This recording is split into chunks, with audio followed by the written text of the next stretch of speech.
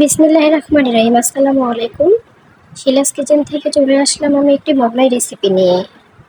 আপনাদের মাঝে আমি এই মোগলাই রেসিপিটা শেয়ার করব। একেবারে পারফেক্ট এবং অল্প উপকরণ দিয়ে মোগলাই রেসিপিটা কীভাবে বানিয়েছি চলুন দেখে আসি। শুরুতে আমি একটা আটার ডো তৈরি করে নিয়েছি। নিয়ে এখন এটা আমি একটা সুন্দর ভিজা তাওয়াল দিয়ে এটাকে ঢেকে রাখবো আটাটা। ততক্ষণ এখানে আমি পেঁয়াজ কুচি আর আলু গ্রেট করে নিয়েছি আর কাঁচামরিচ, আর দিয়ে দিলাম লাল মরিচের ঝাল, দিয়ে দিলাম হলুদ গুঁড়ো, মরিচ গুঁড়ো একটু সামান্য, দিয়ে দিলাম ম্যাজিক মশলা। এটা এখন সুন্দর করে আমি মিক্স করে নেব।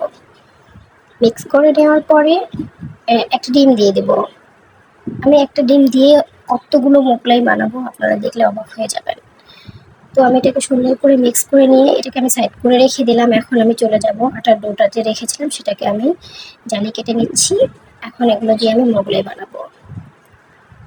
তো সবগুলো জালি আমার কাটা হয়ে গেছে। আমি এখন একটু বড় রুটি বেলে নেব, যতটা পাতলা করা যায় সম্ভব ততটাই পাতলা করতে হবে।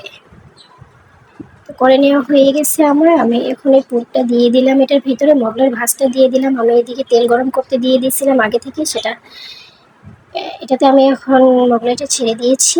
এখন খুবই লো আছে, এটাকে সময় নিয়ে ভাজতে হবে। বাকিগুলো আমি এভাবেই বানিয়ে নিয়েছি, দেখতে পাচ্ছেন। একটু চেপে চেপে ভাজতে হবে এবং কি চুলার আঁচটা একেবারে লো রাখতে হবে।